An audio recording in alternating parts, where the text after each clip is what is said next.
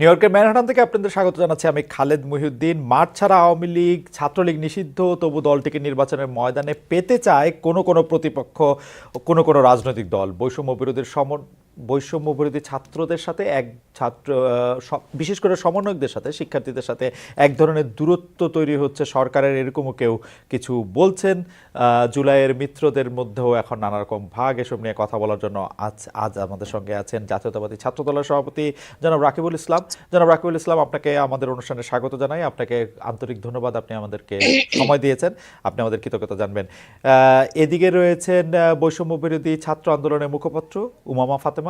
উমামা ফাতেমা, আপনিও আমাদের সময় দিয়েছেন, আপনি আমাদের কৃতজ্ঞতা জানবেন। আপনার ব্যস্ত সময় থেকে আপনি আমাদের জন্য এসেছেন, এই জন্য আমরা এবং আমাদের দর্শকদের পক্ষ থেকে আপনাকে স্বাগত জানাই।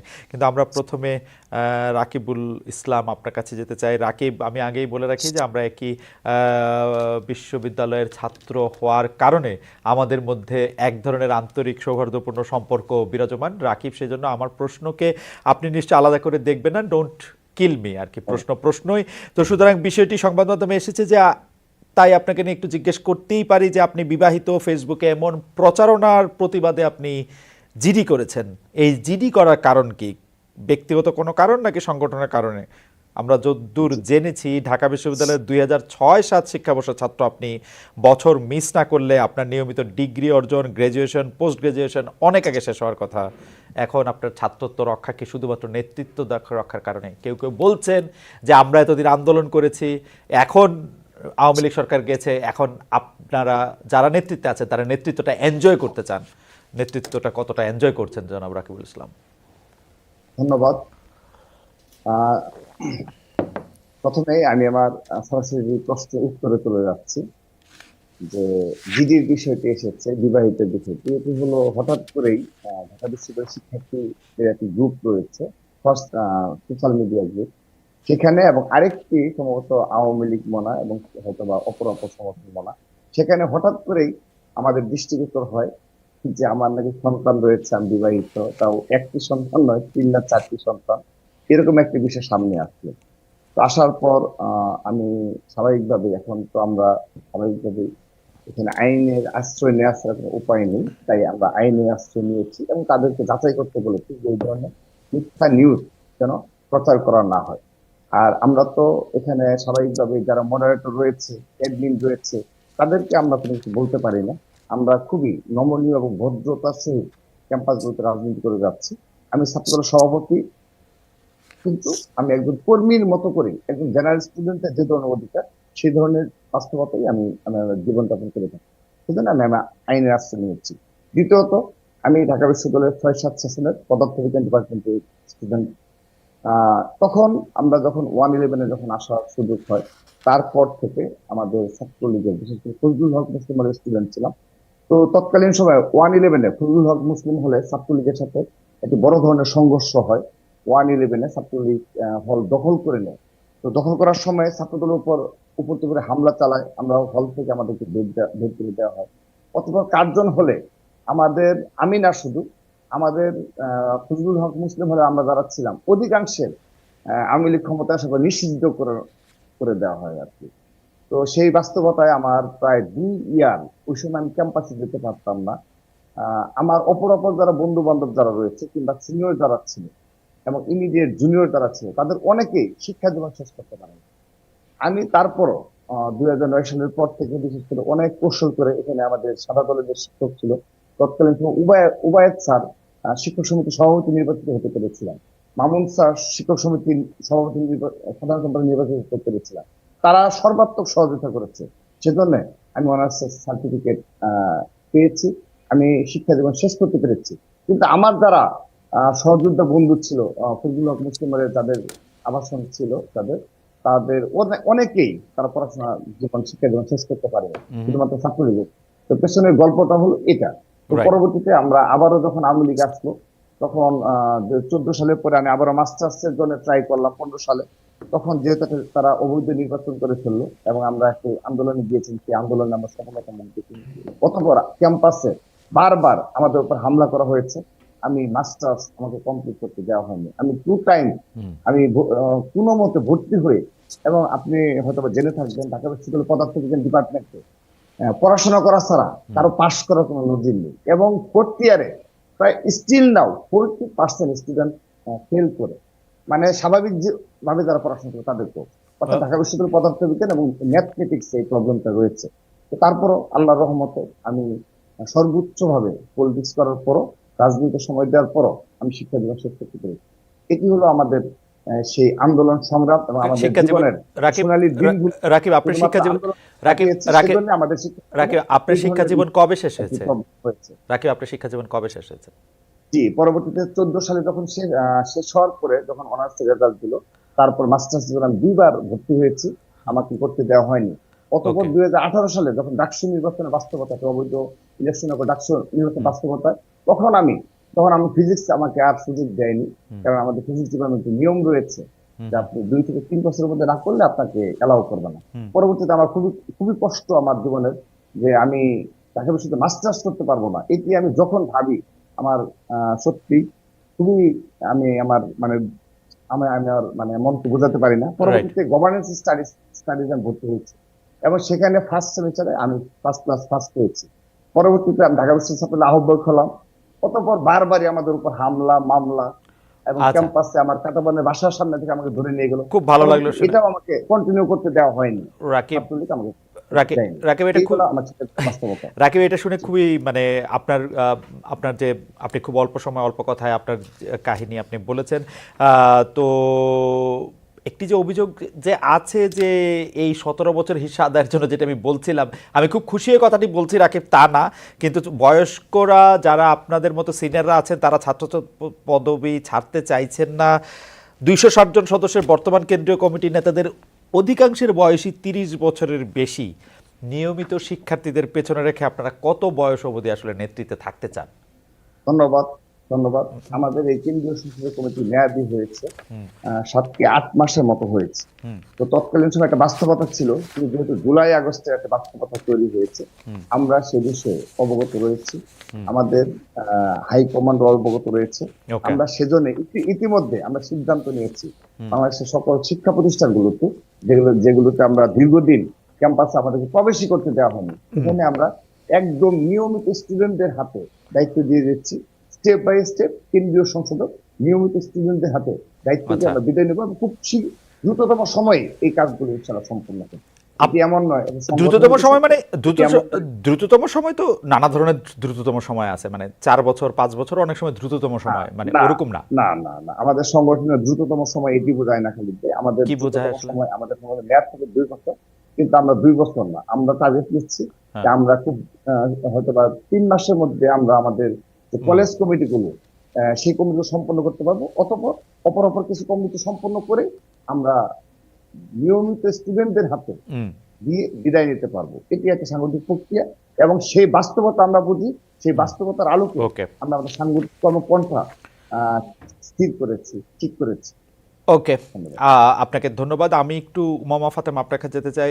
উমামা ফাতেমা, আমরা দেখেছি যে আপনি সরকারের খুব সমালোচনাই করে থাকেন বা করেছেন, মানে সরকারের বয়স মাত্র 100 দিনের মধ্যে, সেইখানে সরকার, আপনি জানেন যে সরকারের কতগুলি অনেক বাস্তবতা রয়েছে। এই সরকারকে আসলে একটা পুলিশের আস্থা থেকে শুরু করে সাধারণ জনগণের আস্থা, একটা স্মুথ ট্রানজিশন, অনেক কিছু করা হয়েছে। সরকার অনেকভাবে অনেক কিছু চেষ্টা করা হচ্ছে, কিন্তু আপনারা যারা জুলাই আগস্টের ছাত্র আন্দোলনের নেতৃত্ব দিয়েছেন স্বৈরাচারী শেখ হাসিনাকে হটানোর জন্য, যেটি বারবার আপনারা দুজন ছাত্র আপনাদের কথায় যেগুলি ছাত্রলীগের কথা যেটির মধ্যে আসবে সেটি থেকে মুক্তি পাওয়ার জন্য, আপনারা কি একটু আর্লি সমালোচনা শুরু করলেন উমামা ফাতেমা? আপনি বলছিলেন যে এই সরকার কি করছে, আমি আপনাকে শুনছিলাম, আপনি বলছিলেন কি করছে, কোনো লক্ষণীয় কোনো কিছুই তো আমরা দেখছি না। আবার আপনি বলেছেন যতক্ষণ না পর্যন্ত বাজারে জিনিসপত্রের দাম না কমবে ততক্ষণ পর্যন্ত সরকারকে আপনি কোনো নম্বর দিতে চান না। আপনি কি একটু হার্শ এই সরকারের প্রতি, উমামা ফাতেমা? ধন্যবাদ আপনাকে আমাকে আপনার প্রোগ্রামটিতে ইনভাইট করার জন্য। আমি এখানে আসলে উত্তরটা দেয়া একটু ব্যাকে যেতে হবে যে কেন আসলে আমি এই ফর্মে সমালোচনা করি। আমি যখন ঢাকা বিশ্ববিদ্যালয়ে অনার্সে ভর্তি হয়েছিলাম, তখন আমি বাংলাদেশ ছাত্র ফেডারেশনের সাথে রাজনীতি শুরু করি। তো আমরা তো সবসময়ই আসলে ক্ষমতার বিরুদ্ধে কথা বলেছি এবং সবসময়ই দেখা গেছে যে চেয়েছি যে সিস্টেমটা চেঞ্জ হোক, শুধুমাত্র ক্ষমতা চেঞ্জ না, আমরা আসলে সিস্টেম চেঞ্জের জন্য পলিটিক্সটা করেছিলাম।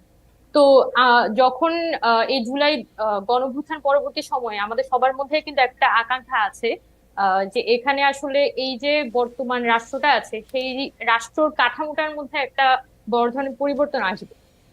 এবং সরকার, আমি এটা বুঝতে, এটা আমি কিন্তু প্রত্যেকবার কথা বলার সময় এই আলাপটা তুলি যে সরকারের মধ্যে কিন্তু অনেক ধরনের তাদের সীমাবদ্ধতা আছে। তারা যাই চান না কেন, দিন শেষে তো একটা আমলাতন্ত্রের মাধ্যমেই তাকে সেটা বাস্তবায়ন করতে হবে, এবং সেই আমলাতন্ত্র কিন্তু তাদের প্রতি হেল্পফুল না। কিন্তু আমার যেটা আহ, আহ, সমালোচনার জায়গাটা সেটা হচ্ছে গভর্নমেন্ট ক্ষমতায় নেয়ার সাথে সাথে এখানে কিন্তু বিভিন্ন সিভিল সোসাইটি বলি বা পলিটিক্যাল পার্টিও বলি বা আমরা ছাত্ররা বলি, আমরা কিন্তু বারবার এখানে বলে যাচ্ছিলাম যে আপনারা আহতদের ব্যাপারে একটা পরিকল্পনা সাজান। এখানে কি ফর্মে আপনারা তাদেরকে সেবাটা দিবেন সেটার একটা পরিকল্পনা সাজিয়ে আপনারা জাতির সামনে প্রকাশ করুন, যাতে এটা নিয়ে কোনো তৃতীয় পক্ষের সুযোগ নেওয়ার সুযোগ না নিতে পারে।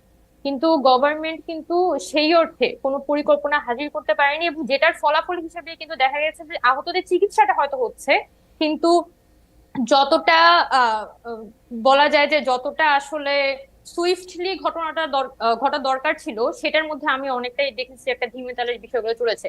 আবার দ্রব্যমূল্যের ক্ষেত্রেও সরকারকে কিন্তু যখনই জিজ্ঞেস করা হচ্ছে আপনারা আসলে সিন্ডিকেট ভাঙার নিয়ে আপনাদের কি পদক্ষেপ, তারা কিন্তু পরিষ্কার কোনো জবাব দিতে পারছে না। তারা মানে এটা জনগণের সাথে যে একটা কানেক্টিভিটি, একটা গভর্নমেন্টের তো যদি আপনি একটা পলিটিক্যাল গভর্নমেন্ট দেখেন, পলিটিক্যাল সরকার সবসময় কিন্তু তার একটা চেইন অফ কমান্ড থাকে, একদম রুট লেভেল পর্যন্ত তার এক কর্মী থাকে যার মাধ্যমে সে কিন্তু তার যে প্রচারণাটা সেটা করতে পারে।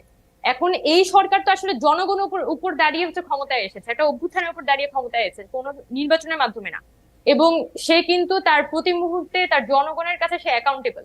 এবং আমি কিন্তু অ্যাজ এ জনগণ সবসময় কিন্তু সরকারকে ওই বার্তাটা আমি দিতে চাই যে আপনি আপনার জনগণের কাছে অ্যাকাউন্টেবল, এবং এখানে পিপলের সাথে আপনার কমিউনিকেশনটা মেনটেন করাটা খুব জরুরি। এবং আমি আমার প্রতিটা কথার মধ্যে দিয়ে যখন আমি সমালোচনাও করি, সেই সমালোচনাটা কোনোভাবেই আওয়ামী লীগকে আমরা যেভাবে করে ইয়ে করতাম, টার্গেট করতাম, সেই ফর্মে না। আওয়ামী লীগ তো টোটালি ইন্টেনশনালি ঘটনাগুলো ঘটেছে, পুরোপুরি ইন্টেনশনালি এখানে দুর্নীতি করেছে, হুম। চাঁদাবাজি করেছে, সিস্টেম গুলোকে তারা ধ্বংস করে ফেলেছে।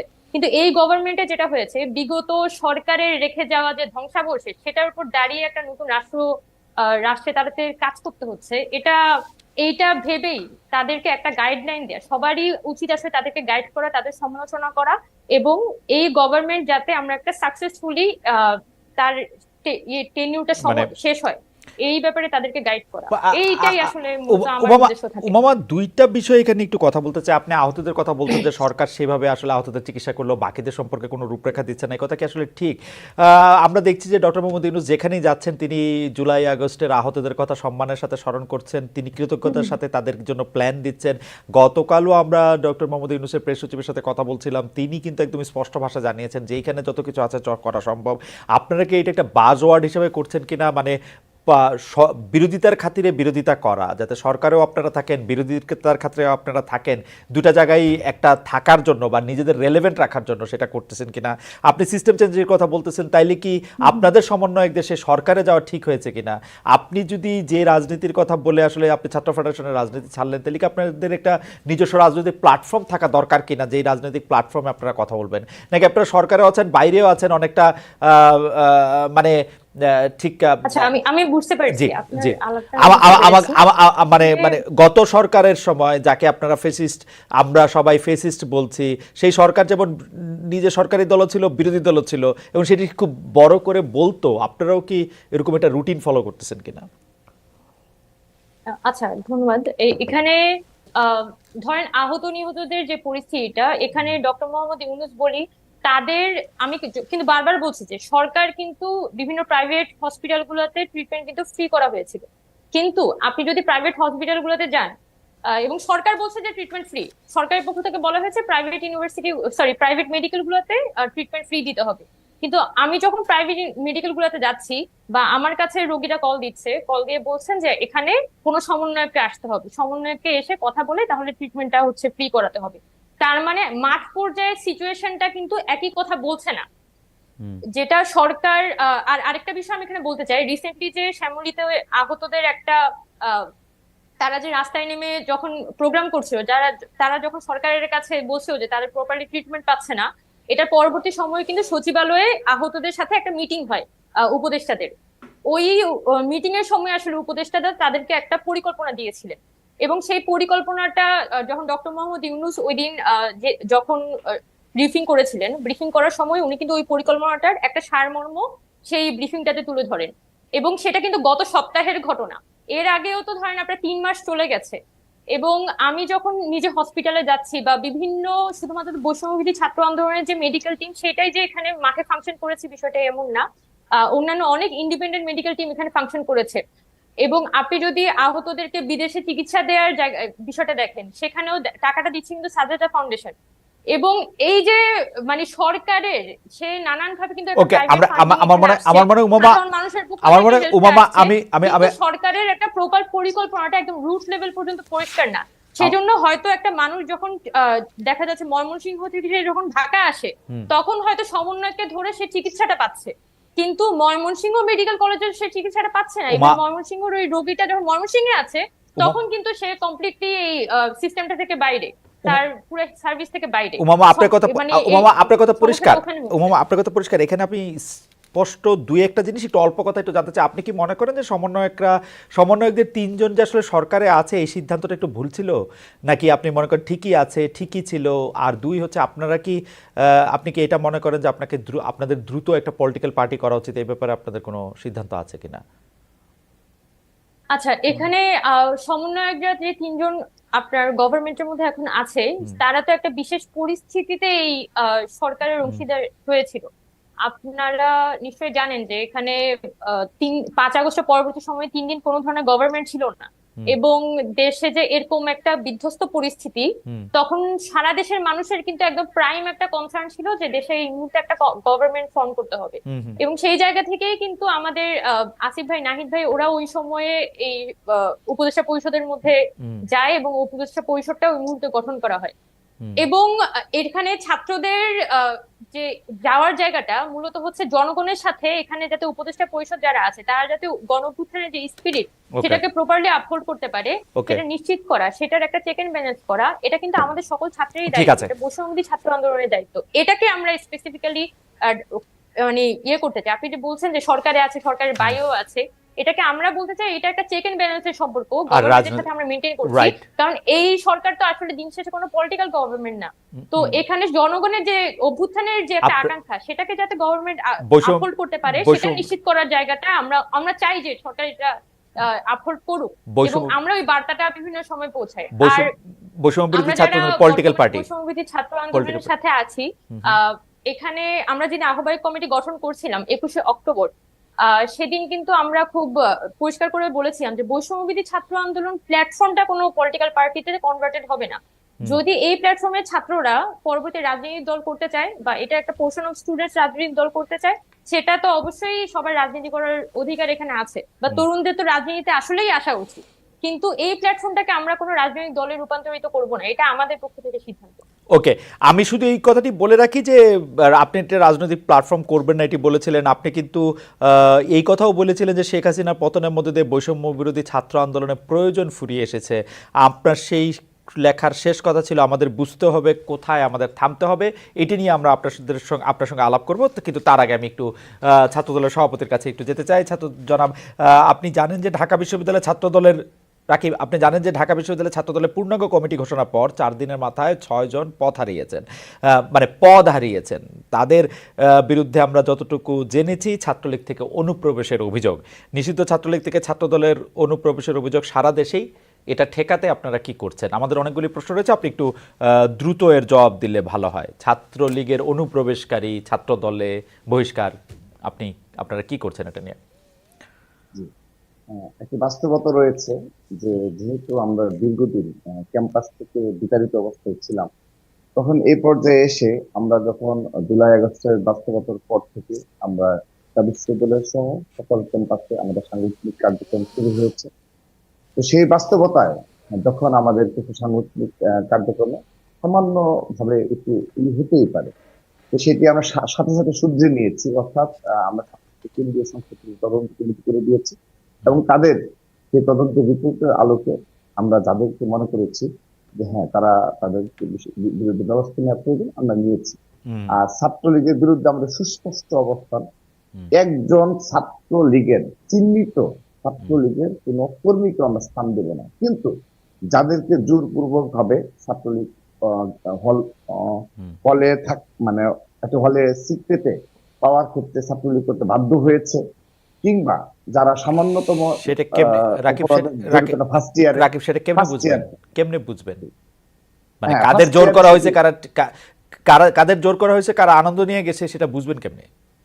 হ্যাঁ এটি বোঝার ওই রয়েছে, যেমন মানে জুলাই আগস্টে আপনি যাকে বলে আন্দোলন দেবেন। চলমান ছিল, এই বৈষম্য বিরোধী ছাত্র আন্দোলন যখন একটি রূপ রূপ নিচ্ছিল আর কি, মানে এক দফার দাবিতে, হুম, ঠিক সে সময় অনেক ছাত্রলীগের কর্মী, মানে পদ নেই, হুম, যারা গণরুমে থাকতো কিংবা যারা রুমে থাকতো ফার্স্ট ইয়ার সেকেন্ড ইয়ার, মানে বিশেষ হুম। করে ফার্স্ট ইয়ার সেকেন্ড ইয়ার, তাদের অনেকেই তাদের সোশ্যাল মিডিয়ায় তাদের অবস্থান স্পষ্ট করেছে। এটি ওকে, একটা অন্যতম ওয়ে যে তারা দেশের রাষ্ট্রের স্বার্থে এবং এই ফ্যাসিস্টদের বিরুদ্ধে তাদের অবস্থান স্পষ্ট করেছে এত প্রতিকূলতার মাঝে। এবং সে সময় ছাত্র দলের আপনারা অবগত রয়েছেন, ঢাকা বিশ্ববিদ্যালয়ের সকল ক্যাম্পাসে এই বৈষম্য বিরোধী ছাত্র আন্দোলনের ব্যানারে ছাত্রদল সর্বাত্মকভাবে রাজপথে ছিল, সে ক্যাম্পাসে অবস্থান নিয়েছিল। সে কারণে সে সময় যারা আমাদের সাথে যোগাযোগ করেছে তাদেরকে আমরা স্থান দিয়েছি। ওকে। এটি ধন্যবাদ। আচ্ছা, আহ, পরের প্রশ্নে যাই যে রাকিব, ৭ নম্বর জাতীয় বিপ্লব ও সংহতি দিবসের পোস্টার সাটানোকে কেন্দ্র করে ঢাকা বিশ্ববিদ্যালয়ে ছাত্রদল বিরোধী বিক্ষোভ হয়েছে একাধিক জায়গায়। সেখানে ছাত্র রাজনীতি নিষিদ্ধের বিরুদ্ধে বা পক্ষে মিছিল হয়েছে। এ থেকে আপনারা কি বার্তা নিলেন?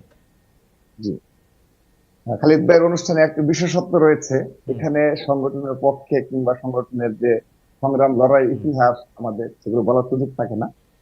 যে কোশ্চেন গুলো আসে সমস্যা নেই, আমি এই প্রশ্নে শুধু আনসার দিচ্ছি, আমি অন্যদিকে যাব না। হুম, সেটি হলো এই পোস্টার কেন্দ্র করে যে ঘটনাটি, আসলে আপনি লক্ষ্য করে দেখুন, ছাত্র রাজনীতির একটা অন্যতম প্রধান এই উপকরণ হলো পোস্টারিং করা, দেয়াল লিখন, যার মাধ্যমে কিছু মানে শৈল্পিক বিষয় উঠে আসে, হুম, যে পোস্টারিং এর মাধ্যমে এটি ঐতিহ্যতা রয়েছে ঢাকা বিশ্ববিদ্যালয় সহ পুরো ছাত্র রাজনীতিতে, বাংলাদেশের ছাত্র রাজনীতিতে ঐতিহ্যতা রয়েছে। হুম, এবং আপনি প্রতিবেশী ভারত রাষ্ট্র, ভারত গণতান্ত্রিক রাষ্ট্র, সেখানেও আপনার এই পোস্টারিং এর একটি ব্যাপক গ্রহণযোগ্যতা রয়েছে।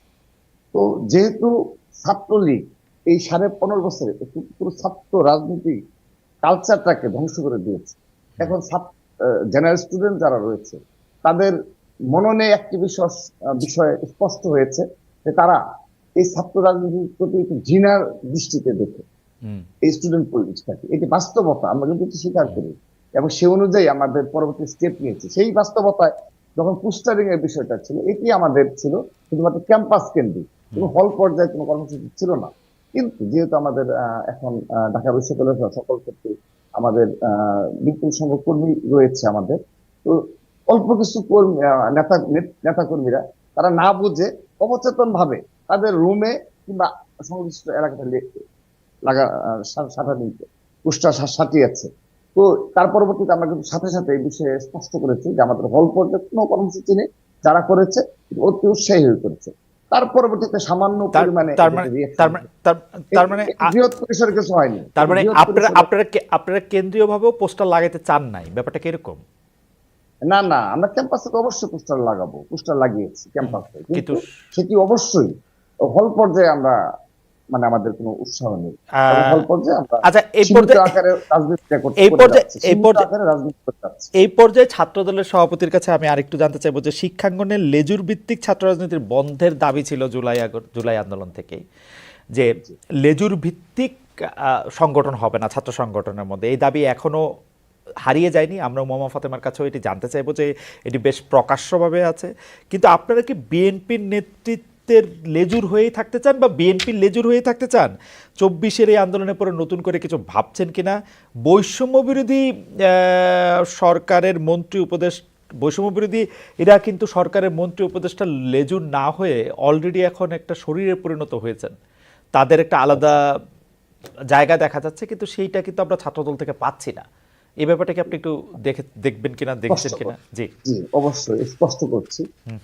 খালিদ ভাই একটু এটা একটু সময় দিতে হবে, তাহলে এক দুই মিনিটের মধ্যে সময় নিয়ে বলে দিচ্ছি। জি জি, 1-2 মিনিটে সেটি হলো যখন জুলাই আগস্ট আন্দোলন চলমান ছিল, বৈষম্য বিরোধী ছাত্রদের ব্যানার সংগঠিত হলো, বিশেষ করে 8 জুলাইয়ের পর থেকে আমাদের এই নেতৃত্বে যারা ছিল সমন্বয়, বিশেষ করে নাহিদ, আসিফ সহ তারা নেতৃত্বে ছিল। পরবর্তীতে ওরা গ্রেপ্তার হওয়ার পরবর্তীতে যে মানে ওদেরকে ডিবি অফিসে নিয়ে যাওয়ার পরে তারা নেতৃত্ব ছিল, তারা সবাই আমি আমার সাথে সরাসরি এবং আমার সাধারণ সম্পাদক এবং ঢাকা বিশ্ববিদ্যালয়ে যারা আমার নেতৃত্বে রয়েছে, এই ছাত্র দলের শীর্ষ নেতৃবৃন্দের সাথে তারা বারংবার প্রতিটি কর্মসূচির ক্ষেত্রে আমাদের পরামর্শ নিয়ে কর্মসূচি দিয়েছে। তখন আমরা এই প্রশ্ন করেছিলাম, তোমরা যে এই আমাদের 8 না 9 নম্বরে লেখা ছিল রেজুল ভিত্তিক শব্দটা, তখন তারা আমাদের স্পষ্ট করেছে যে ভাই আমরা এটা শুধুমাত্র ছাত্রলীগকে, কারণ তখনও কিন্তু আজকে হয়তো ভাই এই প্রেক্ষাপটে অপর সংগঠন নিয়ে হচ্ছে, এটি একটা ষড়যন্ত্র হিসাবে আমি দেখবো। কিন্তু তৎকালীন সময় আমাদের সাথে কথা না ছিল না যে এটি শুধুমাত্র ছাত্র লীগের ক্ষেত্রে প্রযোজ্য, কারণ এই রেজুল একটা সেকেন্ড ভিত্তিক একটা সেকেন্ড শব্দ একটা তারা সেকেন্ড ব্যাখ্যা দিয়েছে। একটা সেকেন্ড জনাব রাকিব, আমি অন্য প্রসঙ্গে যাওয়ার আগে এইটা একটু উমামা ফাতেমার কাছে জানতে চাই। উমামা ফাতেমা, আপনি কি জনাব রাকিবের সাথে একমত যে এটি আসলে শুধু ছাত্রলীগের জন্য আমি আমার প্রযোজ্য ছিল? বক্তব্যটা না না, একটু আপনার কাছে আমি আসবো জনাব ইসলাম, আলোচনা জনাব ইসলাম আমি এক্ষুনি আসবো। আমি জাস্ট এক লাইন একটু উমামার থেকে শুনতে চাই যে উমামা, এটি কি মানে আপনাদের এটাই উদ্দেশ্য ছিল যে লেজুর ভিত্তিক ছাত্র রাজনীতি বলতে আপনারা শুধু ছাত্রলীগকেই বুঝিয়েছেন?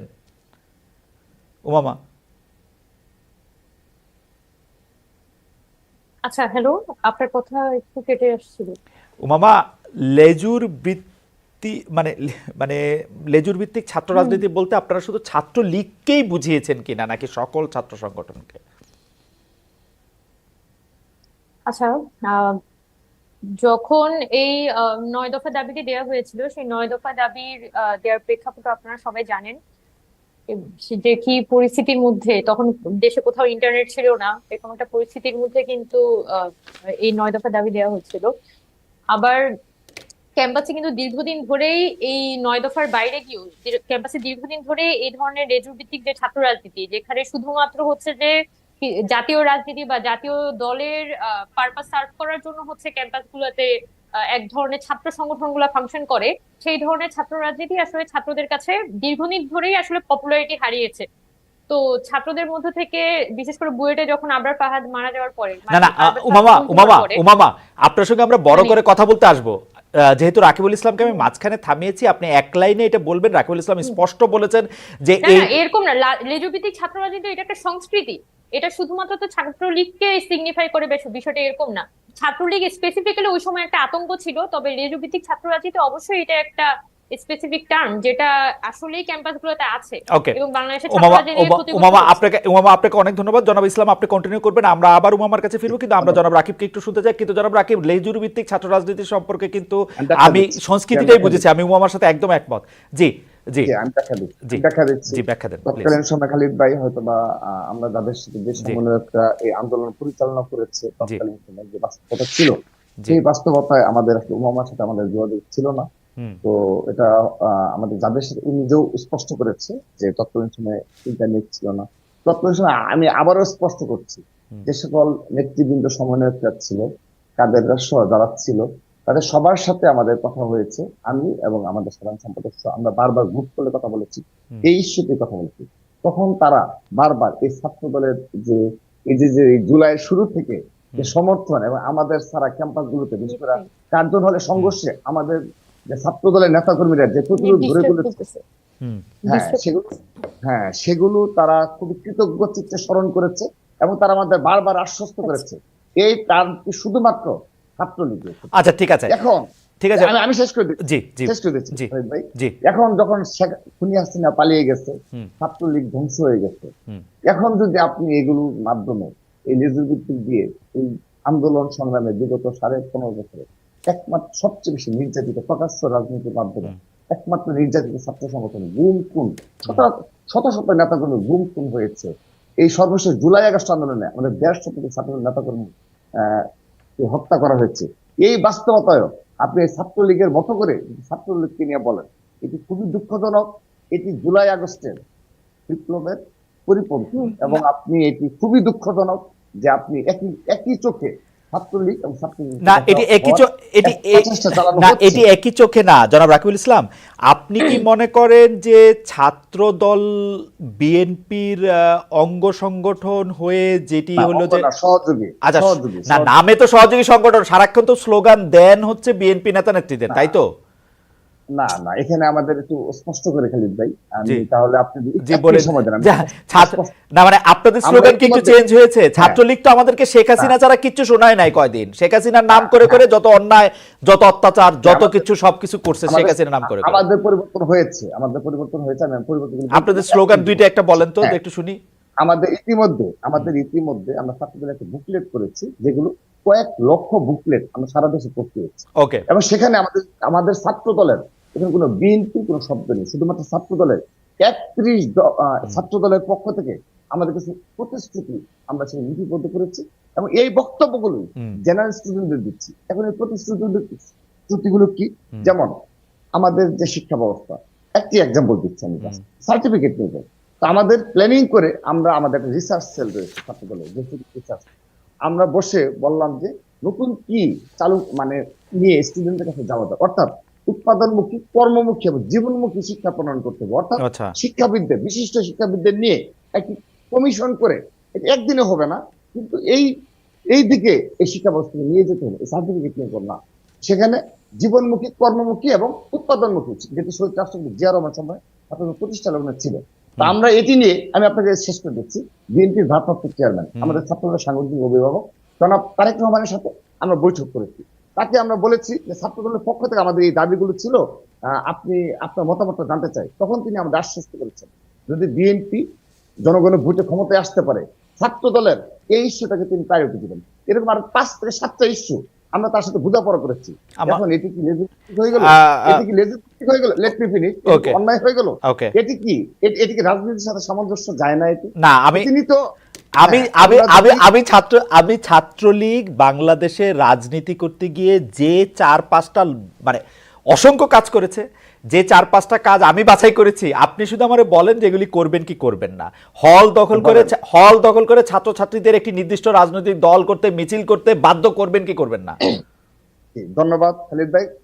প্রতিজ্ঞা করলাম, ওয়াদা করলাম সবার সামনে, জি এবং আমি আজকের দিন শুধু নয়, আগামী ছাত্র রাজনীতি আমরা যেভাবে গড়ে দিয়ে যাচ্ছি, থ্যাংক ইউ সো মাচ। আমি প্রতিজ্ঞা করলাম, আমি প্রতিজ্ঞা করলাম, জি হল দখল, হ্যাঁ রুম দখল, হ্যাঁ ক্যাম্পাস দখলের কোনো কিছু যদি ছাত্র দল করে থাকে, আমি এই দল থেকে পদত্যাগ করবো, আমি ওয়াদা করলাম। আচ্ছা কিন্তু কোনো বিচ্ছিন্ন ঘটনার কারণে, সামান্যতম আপনি টেকনাফের কোনো ঘটনার কারণে আপনি যদি বলেন আচ্ছা ওকে ওকে, আমরা আমাদের ব্যবস্থা কি?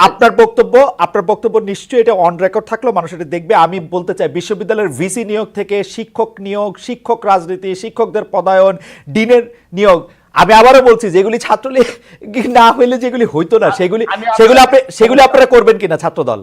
আমি ওয়াদা করছি, আমি জাতির সামনে ওয়াদা করছি, আমি আমার সংগঠনের পক্ষ থেকে ওয়াদা করছি, আমরা সেই রাজনীতি পুরোপুরি বিলুপ্ত ঘোষণা করেছি। এবং যারা সামান্যতম এই ধরনের প্রভাব প্রতিপত্তিময় পেশিভিত্তিক রাজনীতি আমাদের একজন কর্মীও করতে চায়, তাকে আমরা সংগঠনে বহিষ্কার করবো, আমাদের স্পষ্ট সিদ্ধান্ত। এবং আরেকটি, এই পারপাসে আমি একটা কথা বলি, আমরা ছাত্র দলের সভাপতি, সাধারণ সম্পাদক সহ সুপার 5 সহ শীর্ষ নেতৃত্ব সারা দেশ ভ্রমণ করছি। কোথাও আপনার কোনো শোডাউন, কোনো প্রকার কোনো মানে একজন সাধারণ ছাত্র হিসাবে যে ধরনের আচরণ, তার বাহিরে কোনো আচরণ কিংবা কোনো প্রোটোকল পেয়েছেন কিনা, এটি 3 মাসে আমি আপনারা তো এখনো পরিবর্তন, আপনারা তো এখনো ক্ষমতায় আসেন নাই, তবু কিছু কিছু কথা তো শুনি। আচ্ছা আচ্ছা, 2টা বার, আমাদের সময় নাই রাকিব, আপনারা পাইছি আর পাবো না। আপনি যেহেতু প্রতিজ্ঞা করতেছেন, আর আরো দুইটা বিষয় আমার একটু প্রতিজ্ঞা করা দরকার। কলেজ বা বিশ্ববিদ্যালয় ক্যাম্পাসে কোনো ভবন, কোনো অন্য কোনো স্থাপনার ক্ষেত্রে চাঁদাবাজি করবেন কি করবেন না? আচ্ছা, আমি আপনার নিকট আরেকটি, খালিদ ভাই নিকট কি করে রাখলাম, কারণ যেহেতু আপনার সাংবাদিকতা মানে খুবই উচ্চ মানের এবং আপনার সেই ধরনের রয়েছে, যদি সামান্যতম সারা বাংলাদেশে কোন কলেজ ক্যাম্পাসে সামান্যতম এই ধরনের নজির, আমি 3 মাস যাবত খুঁজতেছি, অল্প কিছু পেয়েছি, সামান্য ভুলভ্রান্তি ব্যবস্থা নিয়েছি, আপনার মাধ্যমে পুরো সাংবাদিক সমাজের কাছে আমি অনুরোধ রেখে গেলাম, যদি সেই ধরনের দখলের ক্যাম্পাস, ওই যে কোনো দখলের ছাত্রদের সামান্য সম্পৃক্ত থাকে এবং প্রমাণ পাওয়া যায়, আমি কথা দিয়ে গেলাম, ওয়াদা করে গেলাম, আমরা সাথে সাথে ব্যবস্থা, আর মাত্র দুটি, এই ধরনের রাজনীতি পুরোপুরি বিলুপ্ত ঘোষণা করা, আর মাত্র দুটি, যে কোনো অন্যায় কাজে হুমকি দিতে, অন্য পক্ষ থেকে টাকা খেয়ে পরের পক্ষকে ভীতি দেখাতে থানার ওসিকে, জেলার এসপিকে ফোন করবেন কিনা? জি ধন্যবাদ। আমি ছাত্র দলের সভাপতি, আমি আজকে আপনার মাধ্যমে স্পষ্ট করছি, সারা বাংলাদেশে একজন এসপি, একজন পুলিশের শীর্ষ কর্মকর্তা বলতে পারে যে রাকিব কল দিয়েছে প্রেসিডেন্ট হিসেবে, না না রাকিব একলা আমি মানুষ আমার না তো, পদে পদত্যাগ রাকিব করব। একলা মানুষ না তো, আমি ছাত্রদলের আমি অন্য কেউ, আমি ছাত্রদলের অন্য পদে কেউ, পদত্যাগ করব। ছাত্রদলের অন্য একইভাবে কেউ। আমি শীর্ষ পর্যায়ে থেকে যদি এটি প্রমাণ করতে পারি বাংলাদেশে একজন পুলিশ কর্মকর্তা করতে পারে, ঠিক একইভাবে আমার সংগঠনে যারা রয়েছে সবাই আমরা নতুন ধারার ছাত্র রাজনীতি পছন্দ করেছি, যে যে ছাত্র রাজনীতির মাধ্যমে সাম্য মানবিক সমাজ বিনির্মাণ করব এবং আমরা আপনি নমনীয় কিন্তু ভদ্র এবং স্বাভাবিক জীবন আপনি কিন্তু জনাব রাকিব ইসলাম, আপনি আমাদের অভিনন্দন জানবেন, অভিবাদন জানবেন। আপনি কিন্তু মারাত্মক স্টেটমেন্ট দিচ্ছেন। এগুলি শুধু ছাত্রলীগ গত 15 বছর ধরে করেছে তাই না, তার আগে আমরা এগুলি ছাত্রদলদেরও করতে দেখেছি। আমরা যখন ক্যাম্পাসে ছিলাম ছাত্রদলরা আমাদের উপরে অনেক অত্যাচার করেছে, আমরা ভিন্ন মতাবলম্বী ছিলাম বলে। আপনার কথা যদি সত্য হয়, আপনার প্রতিজ্ঞা যদি সত্য হয়, আমরা সত্যিই নতুন বাংলাদেশকে দেখতে পাবো। আমার লাস্ট কোশ্চেন, আপনারা ছাত্রলীগের মতো এর আগের ছাত্রদলের মতো আপনারা চাকরিতে প্রভাব করবেন কিনা?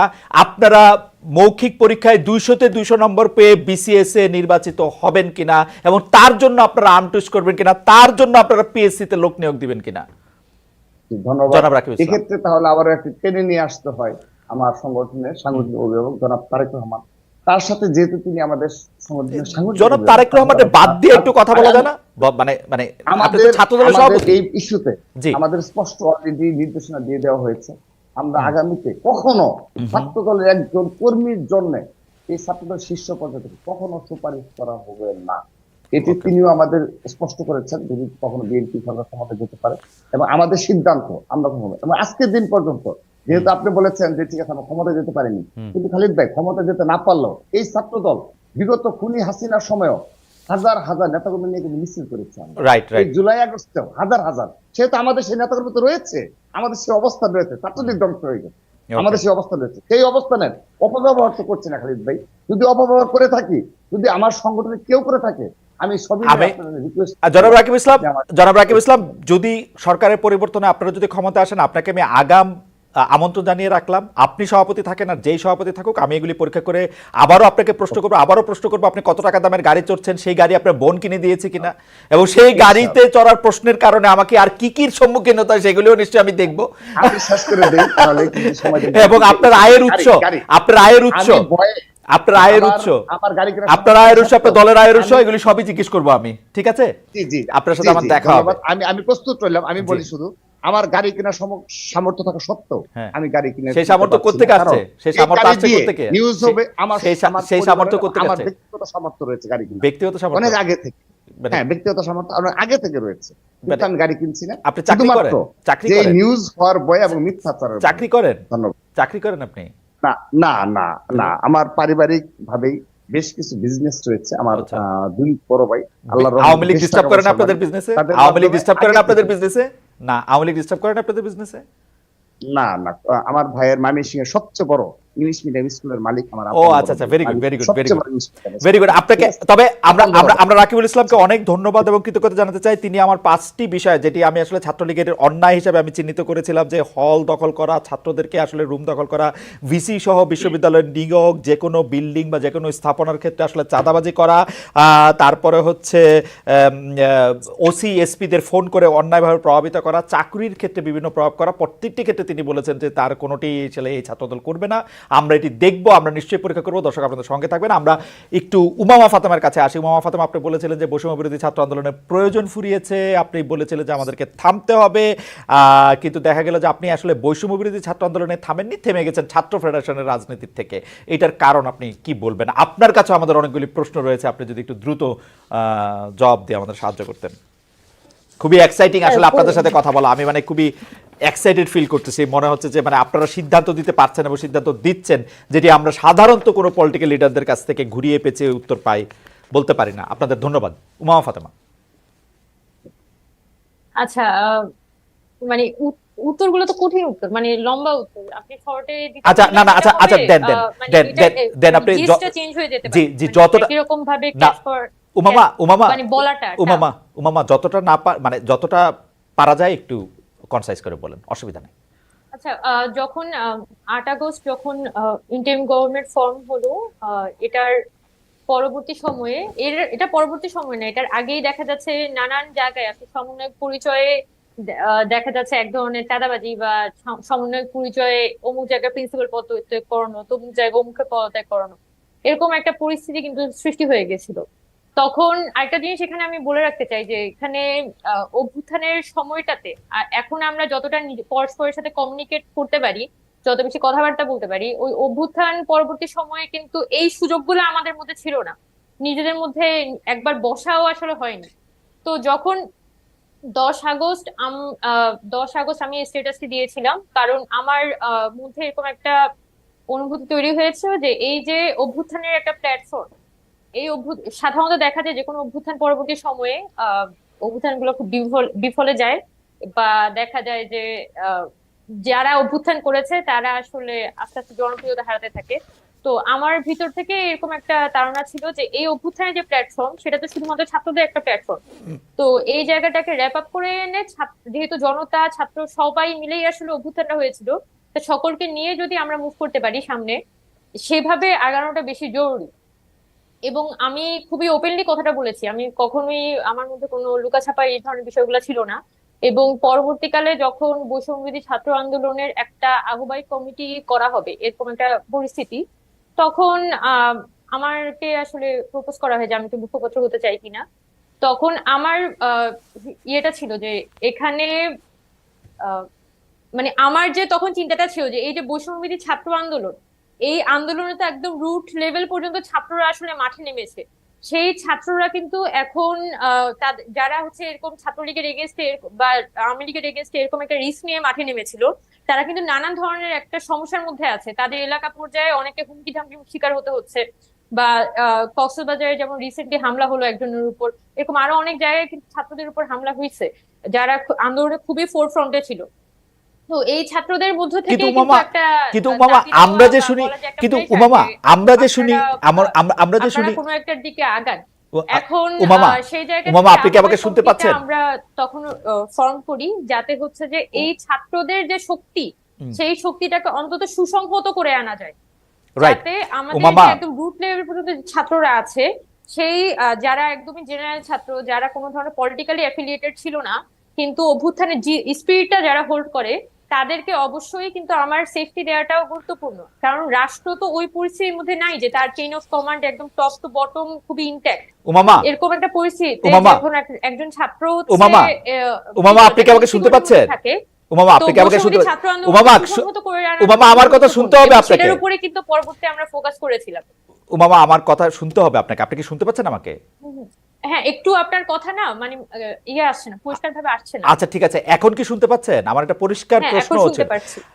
আমরা কিন্তু শুনতে পেয়েছি যে সাধারণ পর্যায়ে যেসব ছাত্রছাত্রীদেরকে আপনি একীভূত করার কথা বলছেন, সমন্বিত করা বলছেন, তারা বিভিন্ন জায়গায় তাদের নাম করে বিভিন্ন জায়গায়, আমি আপনাদের কথা বলছি না, আপনাদের নাম করে বিভিন্ন জায়গায় এই যে বিষয়গুলো আমি বললাম, চাঁদাবাজি, তদবির, হুমকি দেওয়া, জমি উদ্ধার করে দেওয়া, বিভিন্ন কিছু করা, সেগুলিকে মানে মানে বৈষম্যবিরোধী ছাত্র আন্দোলনের নামে চলছে।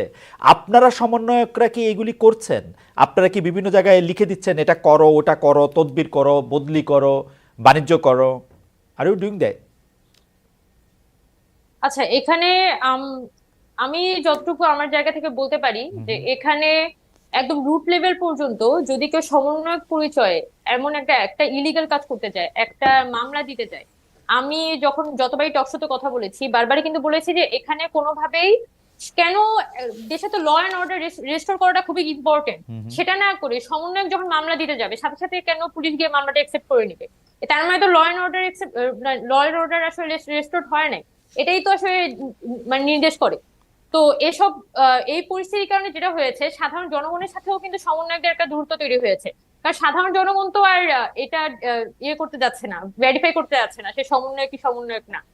তো সবকিছু মিলে পরিস্থিতিটা এমন হয়ে গিয়েছিল যে রুট লেভেল পর্যন্ত আপনি যে ধরনের তদবির গুলো চলছে, রুট লেভেল পর্যন্ত যেভাবে করে আসলে দখলদারিত্ব চলছিল, আমি বলবো না দখলদারিত্ব, বিশেষ করে ডিসি অফিস, ইউএনও অফিস গুলোতে দেখা যাচ্ছে সমন্বয়ক পরিচয়ে অনেকেই দেখা যায় নিজের সুবিধাটা আদায় করে আনতে চান।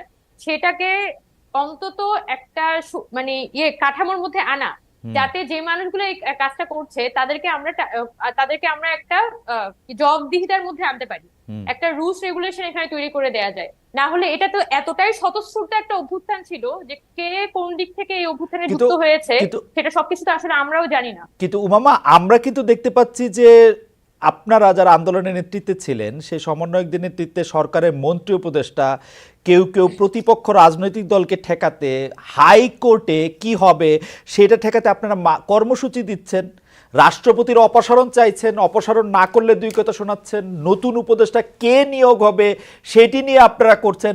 আপনাদেরকে তো ভয় এখন লাগতেছেই আমরা যারা সাধারণ নাগরিক আছে। আপনাদের তো মনে হচ্ছে আপনারা যেহেতু অভ্যুত্থানের নেতৃত্ব দিয়েছেন, এখন আপনাদের কথাই আমাদের শুনতে হবে, সেটা ন্যায় হোক অন্যায় হোক, এই মুহূর্তের বাস্তবতা হোক। আপনারা কি এইটাই চাইছেন যে আমি সমন্বয়ক উমামা বলছি এসপি সাহেব কেসটি ড্রপ করুন, ওরকম হইতে চাচ্ছেন আপনারা? না, ওরকম ইন্টেনশন থাকলে তো আসলে এখানে আরো অনেক কিছু হওয়া সম্ভব ছিল। আমরা আসলে চাই আসলে মানুষকে সার্ভ করতে।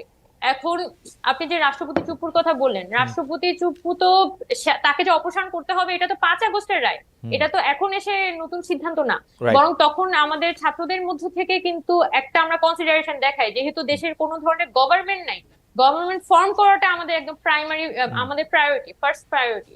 এবং গভর্নমেন্ট ফর্ম করার পরবর্তীতে যখন মানব জমিনে রাষ্ট্রপতি চুপ্পু উনি যখন এই তৎকালীন যে সাক্ষাৎকারটি দিয়েছিলেন, তখন আমাদের মধ্যে এই একটা কনসেনসাস দাঁড়ায় যে আমরা আসলে এই রাষ্ট্রপতিকে বর্তমানে আর চাই না এবং তাকে পদত্যাগ করানোটা খুবই গুরুত্বপূর্ণ।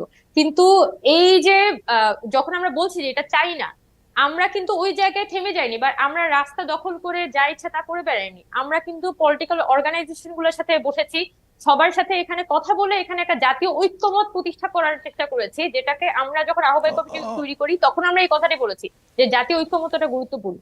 এই জায়গাটাই এখনো পর্যন্ত আমরা ফোকাস করছি যে এখানে রাষ্ট্র এখন যে পরিস্থিতির মধ্যে আছে সেটাকে টিকিয়ে রাখতে হলে তাকে যদি আমার মূলত সংস্কারমূলক জায়গায় নিয়ে যেতে হয়, তাহলে কিন্তু ন্যাশনাল একটা ইউনিটি, সকল পলিটিক্যাল পার্টি বলি, ছাত্র জনতা বলি, আমাদের বৈষম্যবিরোধী ছাত্র আন্দোলন, সকলের মধ্যে কিন্তু একটা অন্তত ন্যাশনাল ইউনিটি তৈরি করাটা খুব গুরুত্বপূর্ণ এবং এটাই কিন্তু সকলেরই আসলে ফোকাল পয়েন্ট হওয়া উচিত, আর তার মানে বৈষম্যবিরোধী ছাত্র আন্দোলন। তার মানে আপনি রাষ্ট্রপতি চুপ্পুর কথা বলছিলেন যে তো আপনারা যে অপসারণটা প্রয়োজনীয় বলে মনে করতেছেন সেইটা ডক্টর ইউনূসের সরকার সেটি মনে করতেছে না, এইটা কি আপনাদের মধ্যে এক ধরনের দূরত্ব সৃষ্টি করতেছে? এখন ডক্টর ইউনূসের সরকার তারা যেভাবে করে সিদ্ধান্ত নিচ্ছে, তারা বিভিন্ন ধরনের পার্টির সাথে বসছে, তাদের একটা নিজস্ব মেকানিজম আছে যে ফরম্যাটে তারা একটা সিদ্ধান্তে পৌঁছায়। এখন আমি নিজে যেহেতু গভর্নমেন্টের অতটা কি বলা যায়, গভর্নমেন্ট কিভাবে কি সিদ্ধান্ত নিচ্ছে সে ব্যাপারে আমার মানে আপনাদের তো খুব বেশি নাই, বরং গভর্নমেন্টের যে ছাত্ররা আছে তারা সব থেকে বেটার বলতে পারবে এই প্রসঙ্গে। বরং আপনাদের কি এখন এরকম মনে হচ্ছে না তিনি আমার কথা শুনলেন না, তিনি শুনলেন ভুট্টো সাহেবের কথা? না, এই ফর্মে কেন হবে? মানে যেটা আপনি বলতে যাচ্ছেন যে এখানে আমরা এদের মধ্যে একটা অভিমানমূলক সম্পর্ক কাজ করছে, বিষয়টা এমন না। মানে আপনি যদি ওভারঅল হিসাবটা দেখেন, সাধারণ যখন একটা অভ্যুত্থান হয়, মানে অভ্যুত্থান জিনিসটা কি? আগের বিদ্যমান যত সিস্টেম, বিদ্যমান যত ধরনের বন্দোবস্ত সেটা চেঞ্জ হয়ে একটা নতুন কিছুর থেকে একটা দেশ হাঁটে, ঠিক আছে, একটা নতুন ধরনের সেটেলমেন্ট আসে এবং আমি আমরা আসলে সেই নতুন সেটেলমেন্টটাকে সার্ভ করতে চাই, এটা আমাদের পারপাস। এখন অনেক সময় অনেক ঘটনা হয়তো রাষ্ট্রের মধ্যে ঘটনা সম্ভব হয় না, কিন্তু কথাটা বলে যাওয়া গুরুত্বপূর্ণ। আমরা যে অভ্যুত্থানকে এখনো পর্যন্ত হোল্ড করি এবং জুলাই যে এখনো পর্যন্ত জীবিত আছে, মানুষের মধ্যে যে জুলাইয়ের আকাঙ্ক্ষাটা এখনো আছে, আওয়ামী লীগ এসে হাইকোর্টে আওয়ামী লীগের আইনজীবীরা এখানে শেখ হাসিনা সরকার বারবার দরকার এই ফর্মে স্লোগান দিয়ে যাবে, আর আমি তখন গণতন্ত্রের কথা বলে যাব। এইটা এভাবে করতে থাকলে তো আসলে বিষয়টা আমি হয়তো গণতান্ত্রিক ভাবেই ভাবছি, কিন্তু এটা তো একটা হাইকোর্টের ট্রানজিশনের মধ্যে দিয়ে যাচ্ছে, দেশ একটা ট্রানজিশনের মধ্যে দিয়ে যাচ্ছে। Awami League without any remorse, তাদের মধ্যে ন্যূনতম একটা বলা যায় যে একটা ক্ষমা, মানে কি বলা যায়, একটা রিমোর্স নেই একটা দলের মধ্যে, এই লেভেলের বেহায়া। তাদের ক্ষেত্রে আপনি কি করতে পারেন? তারাই তো উল্টা আমাদেরকে বারবার এক ধরনের অসহায়তার মধ্যে ফেলে দিচ্ছে যে বারবার আমাকে আওয়ামী লীগকে নিয়ে ভাবতে হচ্ছে, এমন ধরনের ট্র্যাপ, এমন ধরনের আসলে বারবার বিরক্তি তৈরি করছে, সাধারণ মানুষের জন্য বিরক্তি তৈরি করছে আওয়ামী লীগ। হ্যাঁ, রাইট। তবে আওয়ামী লীগকে বেশি পাত্তা বা আওয়ামী লীগকে বেশি রেলেভেন্ট মনে আপনারাই রাখতেছেন উমামা, এটা হচ্ছে আমার, কারণ আওয়ামী লীগ এখন ইররিলেভেন্ট। আওয়ামী লীগের নেত্রী সকল কিছু থাকা সত্ত্বেও পালিয়ে গেছেন, খুবই বিচ্ছিরিভাবে পালিয়েছেন, নিজে পালিয়েছেন, নিজের পরিবারের লোকজনকে সহ পালিয়েছেন, দলীয় নেতৃত্বের কথা একবারও ভাবেন নাই, দলের লোকজনের কথা ভাবেন নাই। আপনারাই বোধহয় তাকে ফুলিয়ে ফাঁপিয়ে অনেক বড় করে দেখাচ্ছেন, এটা অনেক সময় আমার মনে হয়। শি ইজ গন। না, আমার কাছে এখানে মানে আমি আবার আসবো আপনার কাছে, আপনার কাছে আসবো উমামা, আবার আপনার কাছে আসবো। আপনারা আওয়ামী লীগের মধ্যে দেখেছেন সেই ভূত, আমার কাছে সেই রকমই মনে হচ্ছে। যাই হোক, আমি একটু জনাব আমি একটু এখানে ইন্টারভিউ করতে চাই ভাই, যে আমাকে যে এক 20 মিনিট সেকেন্ড সময় দেন। বলেন, 20 সেকেন্ড সেখানে বলেন। হচ্ছে যে এলাকা পর্যায়ে যদি আপনি যান, আমি যদি ঢাকার পরিস্থিতি দেখি তাহলে জিনিসটা একরকম লাগে, কিন্তু এলাকা পর্যায়ে এখনো পর্যন্ত যে নেতাকর্মীরা ছিল তারা ওপেনলি ঘুরে বেড়াচ্ছে বা ঘরের মধ্যে বসে আছে, তাদেরকে গ্রেফতার করা হচ্ছে না, এবং স্থানীয় ভাবেও কিন্তু তো এলাকা পর্যায়ে মানুষজন বলছে তো যে আওয়ামী এখানে লীগ আসলে বাংলাদেশের মানে তারা খুবই ওপেনলি ফ্রিলি ঘুরে বেড়াচ্ছে। বাংলাদেশের তো আমি তো দিন শেষে তো এখানে আওয়ামী লীগের বিরুদ্ধে মানুষ একত্রে হয়েছিল, এই কথাটা আমাদের মাথায় রাখতে হবে। বাংলাদেশের এটা আওয়ামী লীগের বিরুদ্ধে একটা অভ্যুত্থান হয়েছে। বাংলাদেশের 30% লোক আওয়ামী লীগ করতে পারে। আওয়ামী লীগের বিরুদ্ধে না একীভূত হয়েছিল 15 বছর শেখ হাসিনার স্বৈর শাসনের বিরুদ্ধে একীভূত হয়েছিল, এবং সেটাতে বিজয় লাভ হয়েছে, এবং সেই বিজয় আওয়ামী লীগের লোকজন ঘোরাফেরা করা, মানে আপনি কি সব আওয়ামী লীগের লোককে নিয়ে জেলে ভরে দিবেন? এটা তো বাস্তব না। এখানে সব আওয়ামী লীগের লোকের বিষয় আসছে না, এখানে আসছে যে আওয়ামী লীগ একটা দলকে সিস্টেমেটিক্যালি একটা গণহত্যা চালিয়েছে। সেই সিস্টেম, সে যে একটা দল, সেটা সে ওকে সিস্টেমেটিক্যালি ওকে একটা সন্ত্রাসী সংগঠনের মতো ফাংশন আমার করছে, সেটাকে সাধারণ মানুষ তারা আস্থা ঘুরে ছুঁড়ে ফেলে দিয়েছে। এটাই হচ্ছে আমাদের নতুন রাজনৈতিক বন্দোবস্ত, যেখানের মধ্যে আওয়ামী লীগের এই গণহত্যাকারী সংগঠনের কোন ধরনের সামাজিক মানে বলা যায় পুনর্বাসন আমরা হইতে দিব না। এটা অন্তত আমাদের সাধারণ জনগণের একটা কথা আছে। উমামা, দলের সামাজিক পুনর্বাসন, ব্যক্তির সামাজিক আচার, দুইটার নিয়ে নিশ্চয়ই আপনাদের সাথে আরো পরে আলাপ হবে। আমি একটু জনাব রাকিবুল ইসলামের কাছে যেতে চাই। রাকিবের কাছে যাওয়ার আগে আমি দর্শকদের কাছে প্রশ্ন করেছিলাম, বৈষম্য বিরোধী ছাত্র আন্দোলনের আহ্বায়ক হাসনাত আব্দুল্লাহ বলেছেন বর্তমান রাজনৈতিক কাঠামো রেখে জাতীয় নির্বাচন হলে এর কোনো গ্রহণযোগ্যতা থাকবেন না। এই মন্তব্য সমর্থন করেন কিনা? শতকরা 75% এই মন্তব্য সমর্থন করেছেন, শতকরা 25% এই মন্তব্য সমর্থন করেন নাই, 69,000 ভোট এর মধ্যে পড়েছে। আমি রাকিব আপনার কাছে জানতে চাই যে আওয়ামী লীগ পতনের পর ছাত্র লীগ বেশে থাকা বা ছাত্রলীগের মধ্যে থাকা ছাত্র শিবির নেতাদের আত্মপ্রকাশ ঘটেছে। এছাড়া কোনো কোনো ক্যাম্পাসে ছাত্রদলের চেয়েও সংহত অবস্থানে রয়েছে ছাত্র শিবিরের উত্থানকে আপনারা কি স্বাগত জানাচ্ছেন? অনেক জায়গায় শিবিরের হাতে মার খাচ্ছে ছাত্রদল, অথবা শিবিরের অধীনে থেকে ক্যাম্পাসে বিচরণ করছে ছাত্রদল। আমরা 1 মিনিট আপনার কাছে একটু শুনতে চাই রাকিবুল ইসলাম, যে আপনি তো নিশ্চয়ই ইয়াগুলি পড়েছেন, শিরোনামগুলি জেনেছেন, পড়েছেন, ঘটনাগুলি এসেছে আপনার কাছে। ধন্যবাদ। আমরা স্বাগত জানাই প্রকাশ্য রাজনীতি। বিগত 15.5 বছর একমাত্র বাংলাদেশের সংগঠন যে বৃহৎ পরিসরে অপরাপর ছাত্র সংগঠনগুলো তারা প্রচেষ্টা চালিয়েছে, তাদের প্রচেষ্টা ছিল, কিন্তু ছাত্রদল একমাত্র সংগঠন তারা বাংলাদেশের ঢাকা বিশ্ববিদ্যালয় সহ সকল ক্যাম্পাসে, সকল শিক্ষা প্রতিষ্ঠানে, কলেজ সহ এবং জেলা, মহানগর, উপজেলা, পৌর, ইউনিয়নে প্রকাশ্য ঘোষণা দিয়ে কমিটি করেছে, প্রকাশ্য ঘোষণা দিয়ে কর্মসূচি চালিয়েছে। অর্থাৎ আমাদের প্রকাশ্য রাজনীতি কোন ষড়যন্ত্রমূলক, নিষিদ্ধ কিংবা গোপন কোন সংগঠনের মতো নয়। তো এই প্রেক্ষাপটে যেহেতু জুলাই আগস্টে বাস্তবতার পরবর্তীতে যেহেতু হ্যাঁ আপনি যেটা বলেছেন সত্য, যে শিবিরের বেশ কিছু নেতাকর্মী ছাত্রলীগের আশ্রয় থেকে তারা পরবর্তীতে আত্মপ্রকাশ করেছে, আপনি আত্মপ্রকাশ শব্দটি ব্যবহার করেছেন, সেজন্য আমরা সাধুবাদ জানাই। প্রকাশ্য রাজনীতি তারা যেন, আমরা যেমন একটু আগে বললাম যে ছাত্রদলের প্রতিশ্রুতি রয়েছে, নিজস্ব আমাদের প্রতিশ্রুতি রয়েছে যে আমরা এই উদ্দেশ্যে আমরা ছাত্র রাজনীতি করছি, সাধারণ শিক্ষার্থীদের এই অধিকারগুলো বাস্তবায়নের জন্য। আপনি জানেন যে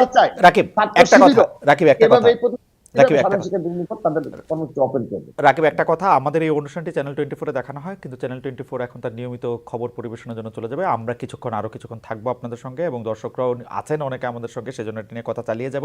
অর্থাৎ আমি যে প্রশ্নটি আপনাকে করতে চাই, ছাত্র দল ছাত্র শিবিরকে মানে আধিপত্যের জায়গা থেকে শত্রু মনে করে কিনা যে ছাত্র শিবির? খালিদ ভাই, আমি আবারও বলছি, আপনি হয়তো বলতে পারেন যে পলিটিক্যাল কোনো বক্তব্য কিনা, পলিটিক্যাল বক্তব্য না। আমরা আধিপত্য শব্দটি বিলুপ্ত করেছি। ছাত্রদল আধিপত্য, দখল এই ধরনের শব্দের সাথে আর পরিচিত নয়। আমরা তাদেরকে আবারও আহ্বান জানাচ্ছি, আপনার এই অনুষ্ঠানের মাধ্যমে ছাত্র শিবিরকে সরাসরি আহ্বান জানাচ্ছি, তারা যেন সকল ক্যাম্পাসে তাদের প্রকাশ্য কমিটি থাকবে, প্রকাশ্য কার্যক্রম থাকবে, কিন্তু হল পর্যায়ে গোপনে রাতের অন্ধকারে তারা জেনারেল স্টুডেন্টদের তাদের সাংগঠনিক কার্যক্রম দাওয়াত দিবে, কিংবা তৎপরতা চালাবে, এটি কিন্তু সাধারণ শিক্ষার্থী ভালোভাবে নিবে না। আহ, হয়তোবা রাকিব একটি রাকিব এমনি 16 আগস্টে বাস্তব। রাকিব একাডেমিক ইন্টারেস্টে একটা প্রশ্ন জানতে চাই যে আপনার কাছে কি মনে হয় যে বিভিন্ন শিক্ষা প্রতিষ্ঠানে শিবিরের সমর্থক কত ভাগ রয়েছেন শতকরা, যদি যখন তারা প্রকাশ্যে রাজনীতি করতে পারছেন সেই সময়টায় আর কি?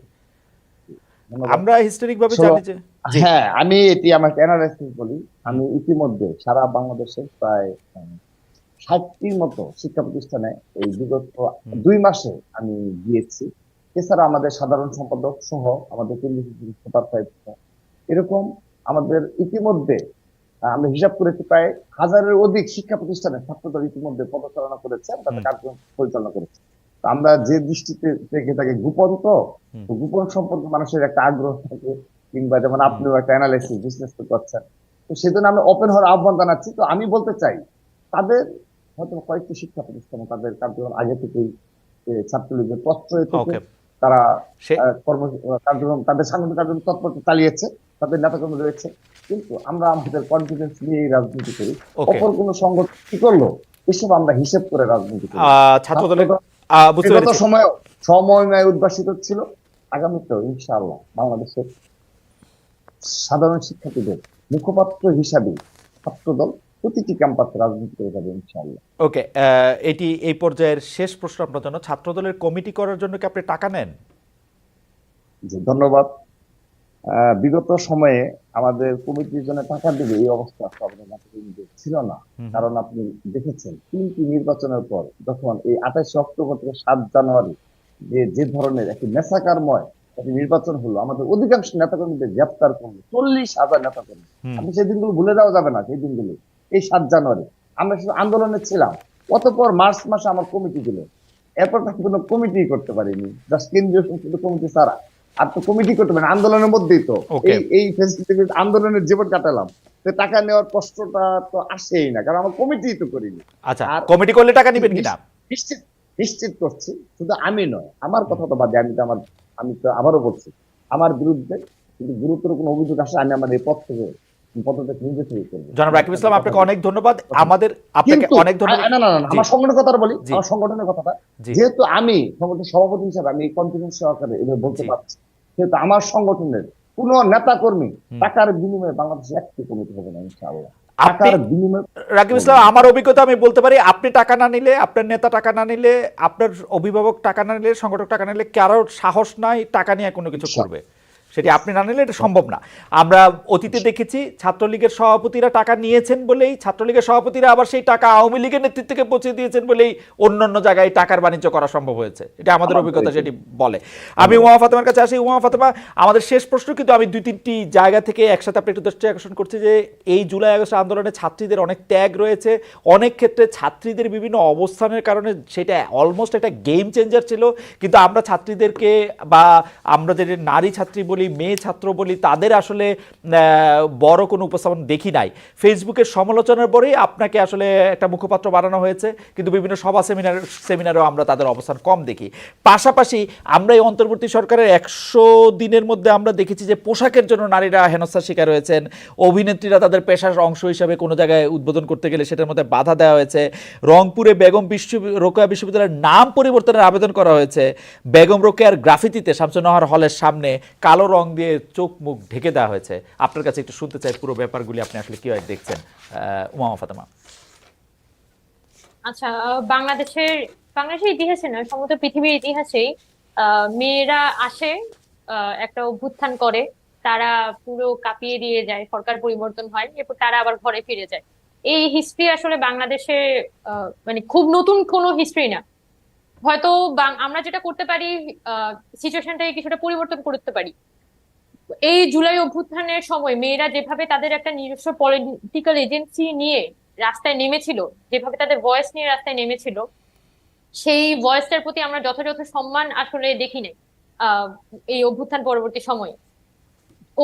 এই সম্মান মানে বিষয়টা শুধুমাত্র এরকম না যে আমি কোনো পদ পদবি দিয়ে উপকৃত করা।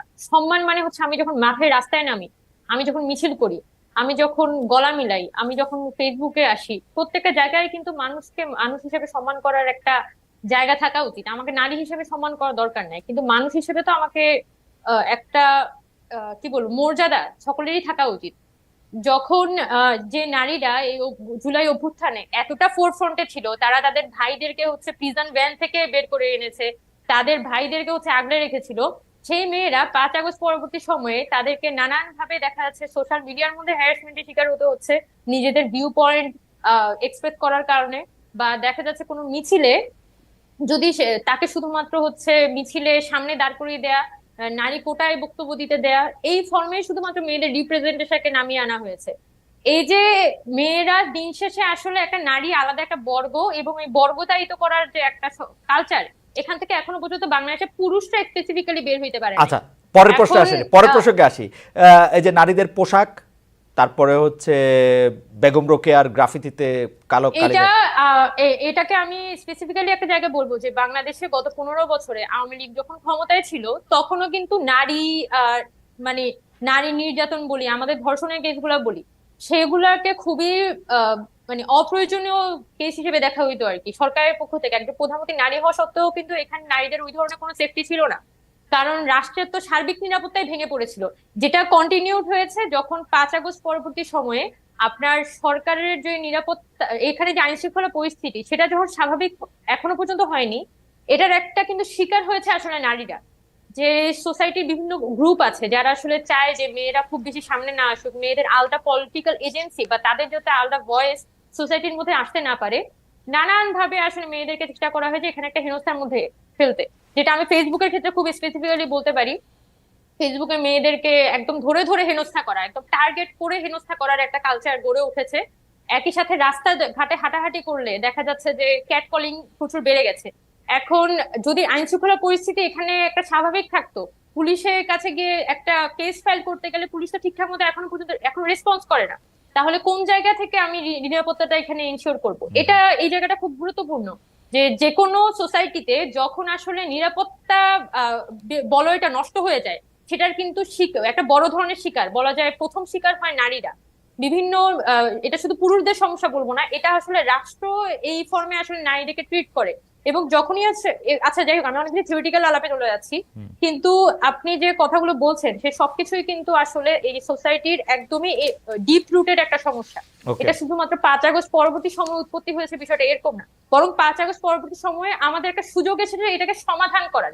এবং সমাধান করা সম্ভব নারীদেরকে সামনে নিয়ে এসে তাদের পলিটিক্যাল এজেন্সিটাকে, তাদের যে একটা পার্টিসিপেশন আছে পলিটিক্স এর মধ্যে, সেটাকে আরো বেশি আমাদের হাইলাইট করে, এবং রাজনীতির মধ্যে যে ব্যাটাগিরি, রাজনীতির মধ্যে যে ধাক্কাধাক্কি করতে হয় ব্যাটাদের মতো, এই জায়গাটা থেকে বের করে আনতে হবে। রাজনীতিকে এই টোটাল ব্যাটাগিরি থেকে বের করে আনাটা খুব গুরুত্বপূর্ণ। এবং আমি যখন আমাকে নারী হিসেবে মুখপাত্র করা হয়েছে, এটা আপনি বলছেন যে আমাকে একটা কোটার মধ্যে মুখপাত্র করা হয়েছে, আমাকে যখন এসে তারা অফার করেছে যে আপনি মুখপাত্র হবেন কিনা, আমি সরাসরি বলেছি যে আচ্ছা যদি আমাকে সুইটেবল মনে হয় তাহলে তো রাখতে আমার কোনো সমস্যা নেই। কিন্তু আমার মাথায় যেটা স্পেসিফিক্যালি ছিল যে এই যে মেয়েরা এভাবে এই অভ্যুত্থানের মধ্যে সামনে এসেছে, তারা তো এখন অভ্যুত্থানের কোথাও নেই। এখন আমিও যদি এখানে হারিয়ে যাই তাহলে তো ঘটনাটা আসলে কিছুই ঘটবে না, বরং আমি এখানে সামনে এসেছি যে মেয়েদের যে একটা পলিটিক্যাল ভয়েস আছে, not only voice, it's a political voice আছে, এইটা সমাজের সামনে উপস্থাপন করাটা খুব জরুরি। এটাকে আমাকে দূরে ঠেলে দিচ্ছে এটা বলে যে আমি দূরে সরে যাব, এইটাকে আমি প্রমোট করতে চাই না। এবং মানে কোথাও থেকে মানুষকে শুরু করতে হয়। উমামা ফাতেমা, আপনাকে অনেক ধন্যবাদ। আমার মনে হয় যে উমামা যে কথাগুলি বলেছেন শেষ দিকে এসে, তা আসলে সবার শোনা উচিত। নারীদের পলিটিক্যাল এজেন্সির ব্যাপারটা তিনি যদিও বলেছেন থিওরিটিক্যাল, কিন্তু অনেকটাই স্পষ্ট করেছেন, অনেকটা সামনে এনেছেন। আমার ধারণা যে বাংলাদেশে পরবর্তীতে যারা রাজনীতি করবেন, ছাত্র রাজনীতি হোক আর কেন্দ্রীয় রাজনীতি হোক, তারা এই বিষয়গুলি মাথায় রাখবেন। জনাব রাকিবুল ইসলামকে আমি আলাদা করে ধন্যবাদ দিতে চাই যে তিনি আসলে অনেকগুলি বিষয় পরিষ্কার করেছেন, যেটি আমি আর উমামা একসাথে আপনার সঙ্গে বসেছিলাম, আমরা দুজনেই উপভোগ করেছি। আপনি যা বলেছেন তা আমরা শুনেছি, যদি সত্যি তা হয় তাহলে আমরা একটা নতুন দিনের একটা রাজনীতি, অন্তত ছাত্র রাজনীতির একটা নিদর্শন আমরা দেখতে পাচ্ছি। জনাব রাকিবুল ইসলাম, আপনাকে অভিনন্দন। রাকিবুল ভাই আজকে এত কমিটমেন্ট করছে, আপনি যদি না রাখেন ভাই, এই কমিটমেন্ট করার পরে, এই কমিটমেন্ট রাখতে হলে পরে কেউ ছাত্রদল করতে রাজি হবে কিনা আমার সন্দেহ আছে, তাহলে আমার লাভটা কি? তবে আমরা এটা অপেক্ষা করব। রাকিব, আমার জন্য এটি একটি অনন্য সাধারণ অভিজ্ঞতা ছিল। আপনি ছাত্রদলের সভাপতি হয়ে আপনি যে কথাগুলি বলেছেন, জোর দিয়ে বলেছেন, মন থেকে বলেছেন, আপনাকে অনেক ধন্যবাদ। দর্শক, আপনাদেরকেও আসলে আমি অনেক ধন্যবাদ এবং স্বাগত জানাতে চাই। অনেক দর্শক আমাদের সঙ্গে ছিলেন, প্রশ্ন করেছেন। উমামা এবং রাকিব, আমার মন থেকে আপনি আমার ধন্যবাদ জানবেন এবং অনেক অনেক শুভেচ্ছা। নিশ্চয়ই পরের অনুষ্ঠানে আপনাদের ধন্যবাদ। সবার সঙ্গে দেখা হবে। আপনাকেও ধন্যবাদ। ধন্যবাদ। সালাম আলাইকুম।